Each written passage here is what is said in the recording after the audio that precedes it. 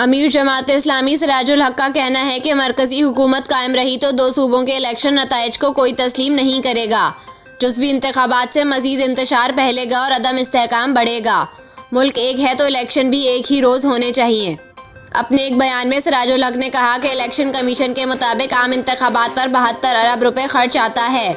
जुज़वी इंतखाबात से कौमी ख़जाने पर बोझ नाकाबिले बर्दाश्त हो जाएगा। इनका कहना था कि PDM, PP और PTI ने जमहूरियत कमज़ोर की और कानून का मजाक उड़ाया। तीनों बड़ी जमातें अपनी मर्जी के इंतखाबात चाहती हैं। करप्ट हुक्मरान ट्राइका चाहती है कि अदलिया, इलेक्शन कमीशन और नैब इनके ताबे रहें।